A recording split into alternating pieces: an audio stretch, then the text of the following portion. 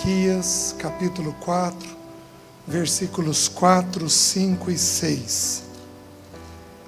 Nós iniciamos essa porção semana passada, eu quero avançar um pouco mais nela hoje.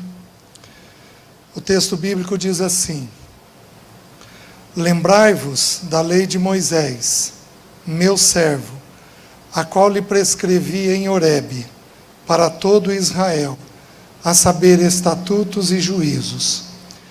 Eis que eu vos enviarei o profeta Elias, antes que venha o grande e terrível dia do Senhor. Ele converterá o coração dos pais aos filhos, e o coração dos filhos a seus pais, para que eu não venha e fira a terra com maldição. Vamos ter mais uma oração? Espírito de Deus, somos completamente dependentes do Teu agir, seja para falar, seja para ouvir. Por isso nós pedimos, em nome de Jesus, uma bendita visitação sobre as nossas mentes e os nossos corações. Aplica a palavra a nós. Aplica a palavra a nós. Espírito de Deus, toma a Tua palavra e faz ela se tornar vida no nosso coração. Que não haja apenas uma compreensão intelectual, que não haja apenas, Senhor, um relativo entendimento, mas que a Tua palavra ganhe os nossos corações, transformando as nossas vidas. Ajuda-nos nisso. Nós oramos em nome de Jesus. Amém. Meus queridos, eu não vou poder recapitular o que nós vimos, porque o nosso tempo é muito pequeno, para a gente poder respeitar as normas que estão estabelecidas. Você precisa voltar um pouquinho lá e olhar com calma aquilo que foi partilhado na última mensagem. No versículo 5, ele diz que o profeta Elias seria enviado novamente. Nós vimos que isso se refere a João Batista e não ao profeta Elias. Não existe aqui nas Escrituras reencarnação. Isso não existe nas Escrituras, na Bíblia toda, de ponta a ponta. Isso não existe. O texto-chave para a gente entender isso é Hebreus capítulo 9, versículo 27.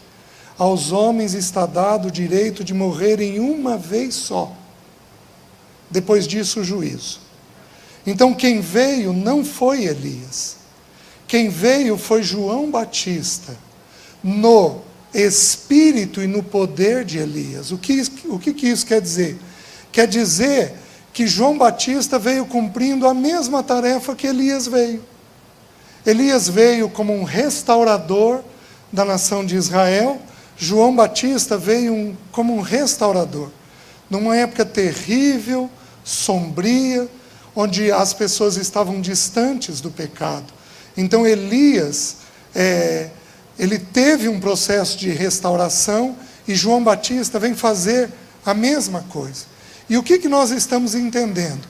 Nós estamos entendendo que é neste espírito e neste poder de Elias e de João Batista que nós podemos ter os nossos filhos convertidos ao Senhor, plenamente convertidos, genuinamente convertidos.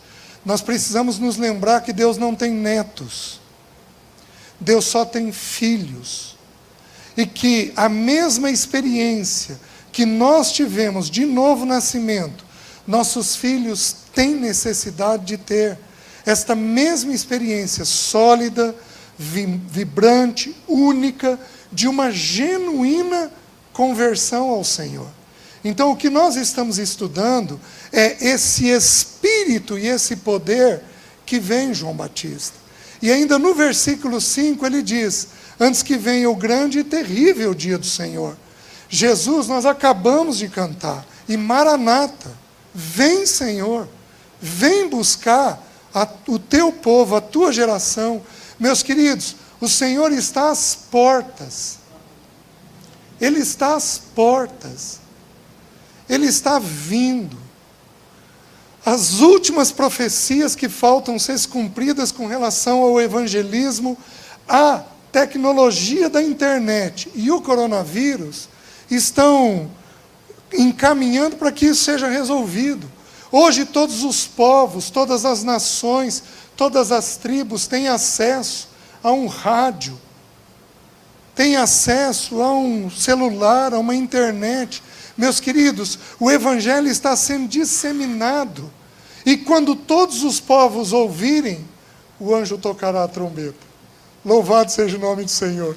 E Jesus virá buscar o seu povo.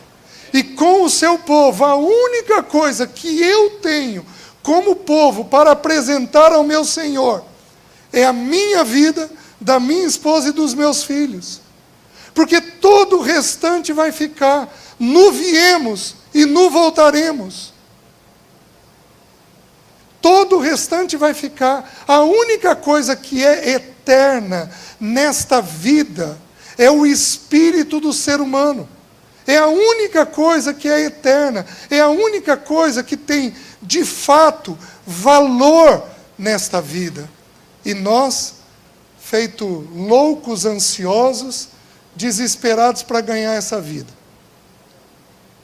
Desesperados por um título, por um negócio, por uma conquista, por um feito. E esse dia é descrito aqui nessa porção como grande e terrível dia do Senhor. Grande para aqueles que o esperam, terrível para aqueles que não estão preparados. E aí então ele diz, ele converterá o coração dos pais aos filhos. Vamos ver se é possível a gente chegar um pouquinho nisso, mas nós precisamos terminar de ver quem era João Batista. Abram, por favor, em Lucas, capítulo 1. Vamos ler essa porção, começando com o versículo 11. Lucas 1, 11. E eis que lhe apareceu um anjo do Senhor em pé, à direita do altar do incenso. Vendo-o, Zacarias turbou-se e apoderou-se dele o temor. Disse-lhe, porém, o anjo: Zacarias, não temas, porque a tua oração foi ouvida, e Isabel, tua mulher, te dará à luz um filho, a quem lhe porás o nome de João. Em ti haverá prazer e alegria, e muitos se regozijarão com o seu nascimento, pois ele será grande diante do Senhor, não beberá vinho, nem bebida forte, e será cheio do Espírito Santo, já do ventre materno. Ele converterá muitos dos filhos de Israel ao Senhor seu Deus, e irá diante do Senhor, no espírito e poder de Elias, para converter o coração dos pais aos filhos, converter os desobedientes à prudência dos justos, e habilitar para o Senhor um povo preparado. Até aqui.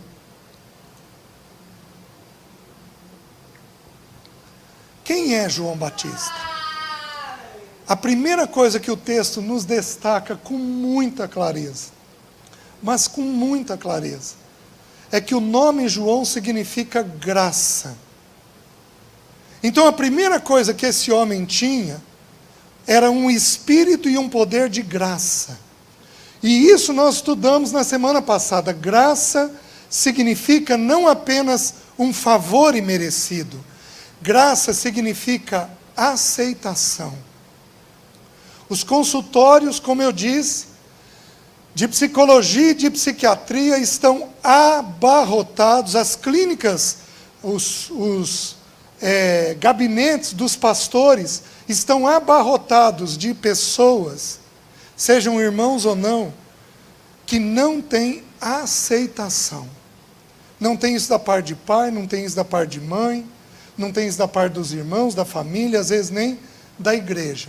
Então a primeira coisa que nós temos que entender é que é impossível alcançarmos o coração dos nossos filhos sem um espírito de graça, de plena aceitação, onde ele é o que ele é, e nós amamos aqueles que Deus nos deu. Nós não aceitamos condutas indevidas, nós não aceitamos pecados que eles trazem. Eles nos foram entregues por Deus ingênuos, quando criancinhas, e nós precisamos devolvê-los a Deus santos. Por isso, quando nós os aceitamos, nós não aceitamos o pecado deles.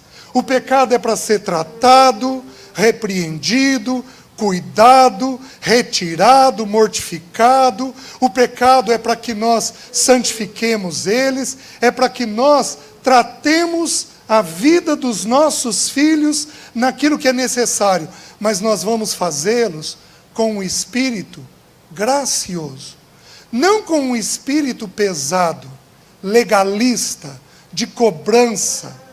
Muitos dos irmãos aqui são exigentes consigo mesmos e se tornam muito exigentes com seus filhos, sem terem e sem entenderem o que é o espírito da graça da parte de Deus.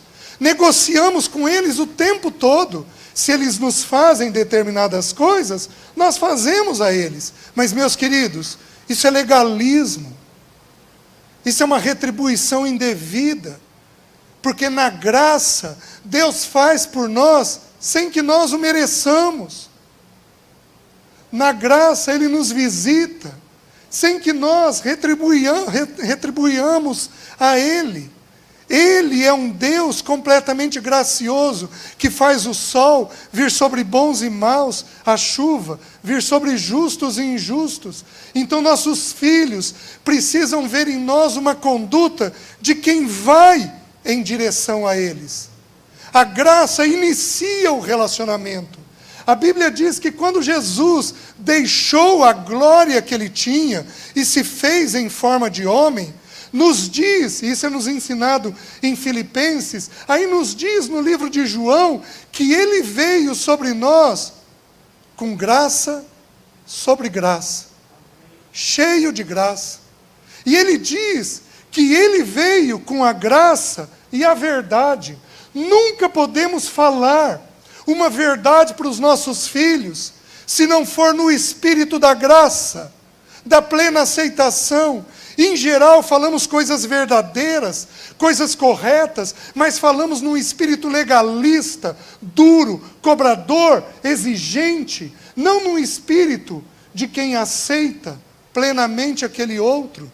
Meus queridos, esse é o espírito e o poder de Elias, que converte o coração dos pais aos filhos e o coração dos filhos a seus pais, com um espírito completamente gracioso. Mas eu não posso parar aqui, há muitos textos sobre graça para nós vermos, mas não tem condições, o tempo não nos permite para olharmos isso, por isso eu quero avançar. O texto continua e diz assim: em ti haverá prazer e alegria, e muitos se regozijarão com o seu nascimento. Meus queridos, a segunda característica desse homem, João Batista, é que esse homem era alegre. É interessante que isso não é destacado para nós via de regra, porque nos é destacado que ele veio do deserto, que ele se vestia com pelos de camelo e que ele comia gafanhoto com mel. Então a gente supõe um sujeito sujo, pesado, grosseiro, duro, e esta não é a verdade. A verdade é que ele era alegre, ele tinha prazer, e muitos que estavam perto dele se regozijavam com ele, porque assim é um homem gracioso. As pessoas têm prazer de estar perto deles. Você quer ver se você tem graça ou não? É verificar se o teu filho te procura tentando se aconchegar em você. É verificar se os teus filhos, a tua esposa, o teu marido, eles te procuram buscando um ninho, um lugar de aceitação, um beijo, uma palavra favorável, um espírito leve, mas não. Vivemos na época da meritocracia. Então, se eles fazem, nós fazemos. Mas esse não é o espírito do Senhor. Quando nós somos graciosos e não legalistas, não duros, não exigentes em demasia, mas apenas favoráveis, graciosos, como eu partilhei semana passada, charmosos, que é uma descrição de graça no Velho Testamento. Quando somos assim, as pessoas especialmente os da casa, têm prazer em nós, tem alegria em nós. Ele será alegre, ele terá prazer. Este homem foi alegre no ventre de Isabel. Vocês se lembram do texto? Quando Maria, mãe do Senhor, chegou para ver Isabel com 6 meses de gravidez, quando João, no ventre, ouviu a voz de Maria, mãe do Senhor, ele se estremeceu no ventre de Maria. O estremecer ali significa chacoalhar de prazer.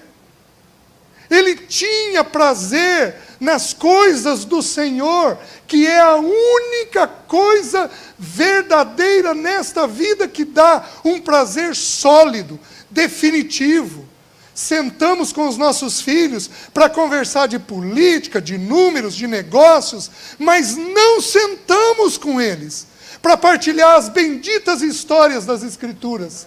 Não sentamos com eles para pedirmos perdão dos nossos pecados. Não sentamos com eles para mostrar para eles a beleza do Senhor Jesus. O quanto nós temos uma amizade íntima e profunda com o nosso Senhor Jesus. Sentamos para tratar de negócios. Sentamos para exigir coisas. Não temos em nós o verdadeiro prazer da vida, que é encontrado apenas no nosso Senhor Jesus.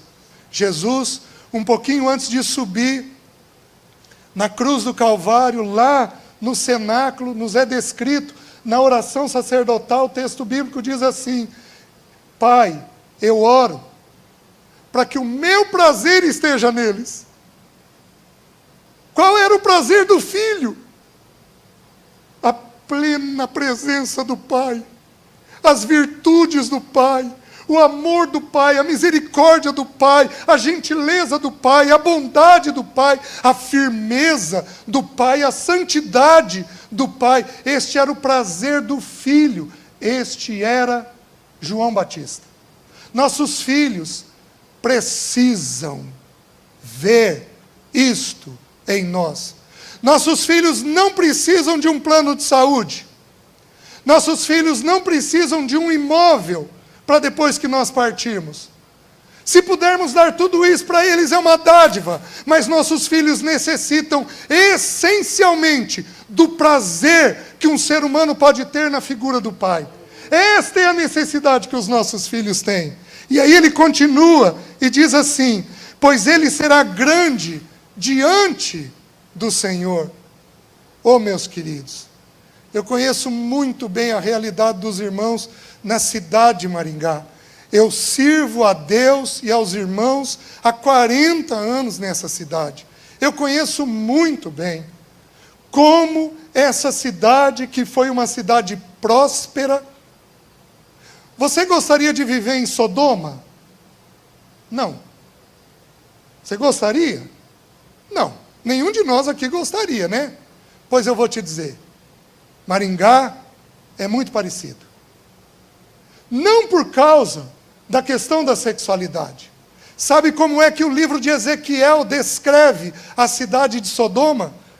Este foi o pecado de tua irmã, Sodoma. Houve nela fartura de pão, próspera tranquilidade. Ó, se não é Maringá? Fartura de pão, próspera tranquilidade. Cometeram abominações, não atenderam ao necessitado e foram orgulhosos. Essa cidade é cheia de orgulho. Essa cidade é cheia de prosperidade. Essa cidade é farta no pão dela. Esta é a descrição, mas preste atenção. Ele será grande diante do Senhor. Nós temos que abrir mão de coisas grandes, porque via de regra, o Senhor não habita lá. O Senhor habita nas coisas pequenas desta vida. O Senhor habita em pequenos negócios. O Senhor habita em pequenas atitudes. Se Ele nos levantar, é uma coisa, porque a Bíblia diz que Ele faz o pobre e o rico. A Bíblia diz que as coisas pequenas e grandes procedem da mão dele, mas o povo de Deus não procura coisas grandes. O povo de Deus procura o Senhor. Os irmãos entendem? E Ele se encarrega de nos colocar onde Ele nos quiser, como pequenos, como grandes. Isso vem dEle, meus irmãos. Mas nós temos pais e mães aqui que estão me ouvindo. Nós precisamos entender que o nosso coração tem que ser firme e determinado para sermos alguém diante do Senhor. Sabe o que esse homem grande diante do Senhor disse? Importa que ele cresça e que eu diminua. A única pessoa que consegue crescer nesta vida sem risco é aquele que tem formado dentro de si a sólida atitude de que ele tem que crescer e não eu. Ele tem que crescer e não eu. Os irmãos entendem isso? Ele será grande diante do Senhor. Porém, não para aí. E daqui em diante, alguns irmãos vão gostar e outros não vão gostar do que o texto bíblico ensina. Mas eu tenho que pregar o texto bíblico. O resto é com o Senhor. Aí diz assim: não beberá vinho nem bebida forte, e será cheio do Espírito Santo, já do ventre materno. Meus queridos, a Bíblia, em 2 textos, contrasta a bebida e o Espírito Santo. É a Bíblia que faz, sou eu não. E eu louvo o nome do Senhor por isso. A Bíblia está dizendo que este homem seria um nazireu, consagrado ao Senhor. E quando você estuda a lei do nazireu, você vê com clareza que a bebida é proibida para ele. Por quê? Porque todo o vigor de uma pessoa consagrada tem que estar colocada no Senhor, e não no happy hour. Não no relaxamento. Tem que estar colocada no Senhor. Efésios vai dizer: e não vos embriagueis com vinho no qual há dissolução, mas enchei-vos do Espírito. A palavra de Deus põe um contraste, que a bebida nos afasta de um enchimento do Espírito de Deus. Você sabe qual é o tamanho da tragédia de educar um filho sem o Espírito de Deus? Quem nos comunica o que está acontecendo com o filho é o Espírito de Deus. Quem deposita em nós a palavra certa para falar para o filho é o Espírito de Deus. Quem enche a nossa mente de compreensão, de sensibilidade, de toque, de cuidado, é o Espírito de Deus. Se você não for cheio do Espírito de Deus, você não encontra o caminho do coração do seu filho. Porque o único que conhece o coração do ser humano é o Espírito de Deus. Não conseguimos chegar no coração dos nossos filhos se não for mediante o Espírito de Deus. E assim como a graça, a bebida mereceria todo um estudo que nós não temos tempo de fazer. Por isso eu vou citar algumas poucas coisas para os irmãos, muito rapidamente. Qualquer irmão com quem eu converso a respeito de bebida, ele me diz 4 textos bíblicos. César, Jesus transformou água em vinho. É uma verdade. A segunda coisa, o texto em que Jesus falou: veio João Batista que não comia nem bebia e vocês disseram que ele tinha um demônio. Veio o Filho do Homem que come e bebe e vocês o chamam de comilão e beberrão. O segundo texto que é ensinado, Mateus, capítulo 11. O terceiro texto, Timóteo, bebe um pouco de vinho por causa das tuas frequentes enfermidades. O último texto que é dito é o texto de Tito às mulheres, que não é para as mulheres serem escravizadas a muito vinho. 4 textos. A Bíblia não proíbe o beber vinho. A Bíblia proíbe o ficar bêbado. Mas a Bíblia não estimula em nenhum texto. E eu vou dizer para os irmãos a tragédia agora da bebida. Noé foi o primeiro homem na Bíblia que encontrou a graça de Deus. Um homem de Deus. Um homem que salvou a si, sua esposa, seus 3 filhos, suas 3 noras. Um homem completamente dedicado à família. Este homem, num determinado momento em que tudo passou, ele planta uma videira. Alguns estudiosos dizem que ele não tinha noção do efeito daquilo.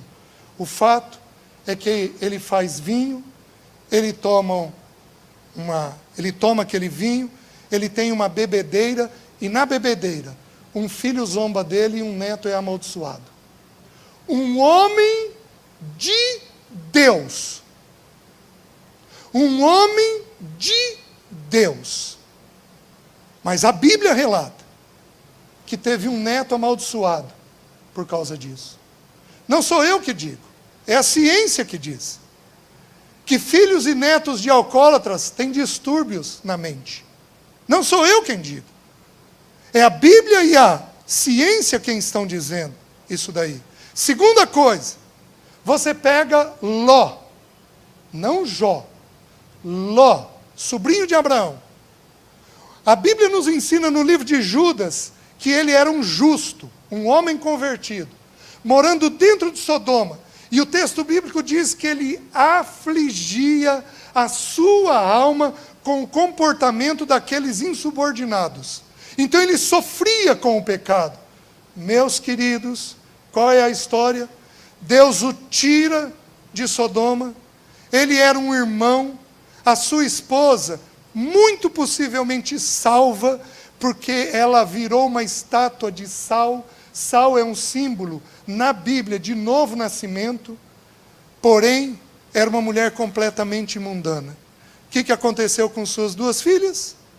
Deram de beber para ele. Se deitaram com ele, coabitaram com ele, e tiveram os 2 piores inimigos da nação de Israel, Moabe e Amon. Os moabitas e os amonitas. Um homem que num porre trouxe uma tragédia para sua casa. Aí nós temos Sansão, que era um nazireu, e a primeira coisa que ele descumpriu da parte do Senhor foi a questão da bebida. Nós temos um texto maravilhoso que depois eu queria que os irmãos olhassem isso em casa. Jeremias 35 diz assim: vai ter com os recabitas. A nação de Israel está para ser levada cativa, e Deus levanta uma tribo no meio da nação de Israel e diz para Jeremias: Jeremias, pega um grupo de pessoas aí e vai até os recabitas, os filhos de Recabe. E sabe o que Deus mandou Jeremias fazer? Põe diante deles vinho. E pede para que eles bebam. Está descrito lá no texto bíblico. Jeremias 35. E o texto diz que o patriarca da casa se levanta e diz: nosso pai Recabe nos ensinou que não é para nós tomarmos bebida. E nós não tomaremos bebida. Nosso pai Recabe nos ensinou a não sair para conquistar as coisas dessa vida. E nós não vamos conquistar. Nós seremos uma tribo sem lugar fixado. Meus irmãos, por causa da bebida, o texto diz que eles fizeram escolhas corretas a nível profissional e financeiro. Eu digo com toda a autoridade que eu tenho nessa cidade, e eu falo isso com profundo temor diante de Deus, com o joelho no chão. Eu digo isso para os irmãos. Muitos dos irmãos aqui bebem e nunca ficaram bêbados.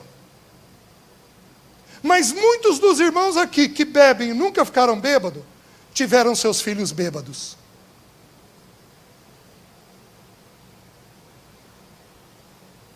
E isso nos impede de sermos cheios do Espírito. Isso nos impede de sermos cheios do Espírito. Deveríamos ter homens e mulheres dentro da igreja com um sólido posicionamento diante da bebida. Porque para você não tem problema. mas para o seu filho é a porta de entrada de muitas maldições e muitas tragédias. E não apenas isso, diz que esse homem, porque ele não bebia, ele seria cheio do Espírito Santo, do ventre materno. Meus queridos, filho tem condições de ser separado pelo Senhor já no ventre materno. Se você nunca fez isso com o teu filho, faça isso a partir de hoje. Eu fiz com os meus 2 filhos, desde o ventre da minha esposa. Eu abria todo dia o Salmo 139. Eu lia para os meus filhos no ventre da mãe deles. Eu lia o Salmo 139 e eu orava. E eu orava. E eu orava, abençoando aquelas crianças. Jeremias diz que o Senhor chamou ele antes que ele tivesse nascido. Paulo diz que ele foi consagrado ao ministério antes do nascimento dele. Jeremias diz que ele recebeu o nome, tu me chamaste pelo meu nome, antes que eu fosse gerado no ventre de minha mãe. Filho precisa da bênção de pai e mãe. Você não tem noção de quantas vezes eu ouvi o seguinte: César, eu acordei de madrugada e estava lá minha mãe de joelhos do lado da minha cama. E quando a gente ouve então que foi o pai, com a mão na cabeça, às vezes em lágrima, chorando e abençoando o filho. Filho precisa de ser abençoado, de ser consagrado ao Senhor. O que você precisa fazer? Você nunca fez? Não tem problema. Ele vai te achar meio estranho hoje. Chama ele hoje à noite, filho, vem cá. Vem cá. Nunca fiz com você uma oração te consagrando ao teu Deus. Isso encerra hoje. Porque a partir de agora eu te consagro ao Senhor. Vocês estão entendendo? Filho precisa receber da nossa oração, da nossa consagração. Filho precisa ouvir da nossa parte que ele é do Senhor, que ele não pertence ao pecado. Tem um texto em Jeremias, se não me engano, que diz assim: não terão filhos para calamidade. Nossos filhos não são para bebida, não são para droga, não são para o namoro impuro. Nossos filhos não são para conquistar essa vida. Nossos filhos são do Senhor. Eles não são para a calamidade. Eles são para o Senhor. Eles são para a igreja. Eles são para os irmãos. Eles são para a família. Eles não são para qualquer pessoa, muito menos para qualquer situação. Eles precisam ouvir isto de nós constantemente. Meu filho, você está consagrado ao Senhor. Mamãe fez isso. E você se prepare, porque o Espírito de Deus vai te cercar. Onde você for, o Espírito de Deus vai te cuidar. E se você trilhar caminho errado, o Espírito de Deus amorosamente cercará o teu caminho e não permitirá que você vá para ele. A mamãe ora, o papai ora, todo dia por isso, porque você não foi criado para a calamidade do pecado. Você foi criado para o Senhor. Os irmãos entendem? Aí o texto continua e diz assim: e converterá muitos dos filhos de Israel ao Senhor seu Deus, e irá diante do Senhor no espírito e no poder de Elias. Irá adiante do Senhor. Literalmente aqui o texto quer dizer o que para nós? Que João Batista foi o precursor do Senhor. Então ele iniciou pregando que Jesus estava vindo, e depois Jesus veio. Literalmente o texto diz isso. Só que preste atenção no que eu vou te ensinar. Até os 12 anos, os nossos filhos conhecem ao Senhor através de nós. O ser humano, ele precisa de pessoas para imitar. A Bíblia nos ensina isso. A Bíblia diz que Jesus era o unigênito, único, e se tornou o primogênito, o primeiro de muitos. Por quê? Porque todo filho precisa de alguém para se espelhar. Jesus é o nosso irmão mais velho. É nele que nós nos espelhamos. O apóstolo Paulo diz assim: sede meus imitadores, como eu sou de Cristo. O texto de Hebreus diz que é para imitar os nossos guias. E observando o fim da vida deles, porque não basta começar bem, os líderes têm que terminar bem. E observando o fim da vida deles, é para nós imitarmos a fé que eles tiveram. Presta atenção, filho precisa de modelo. Filho precisa de modelo. Nós vivemos numa região agrícola, às vezes agropecuária. Quando você faz uma cerca para um gado, para separar uma porção de pasto, você coloca um mourão. Um mourão é um pedaço de pau de um calibre maior. Você enfinca ele no chão. E aí você coloca paus menores, travessas menores, e você passa uma cerca de arame. Aquele mourão sustenta aqueles paus menores. Você está me entendendo?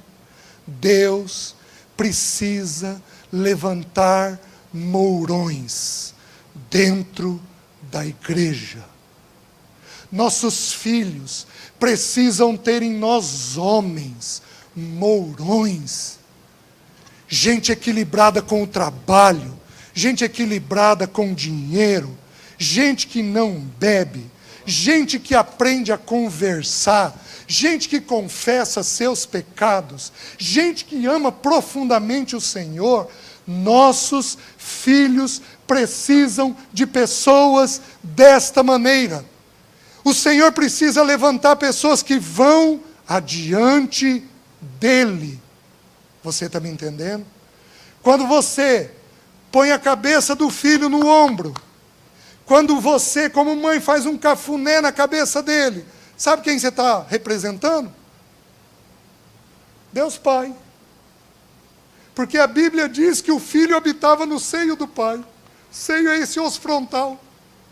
É aqui que o filho habitava.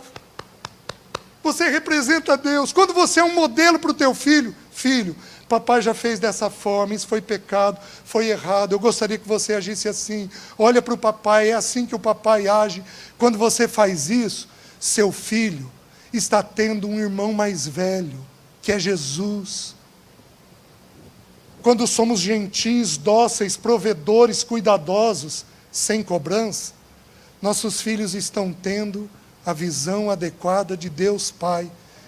Ele irá adiante do Senhor. Amém? Curva a sua cabeça, deixa eu orar. Senhor, nos ajuda. Tem profunda misericórdia de nós. E nos ajuda. Nos ajuda para sermos essas pessoas no espírito e no poder de Elias.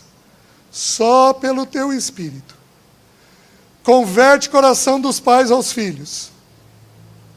Converte o coração dos pais aos filhos. Para que o Senhor não venha e fira a terra com maldição.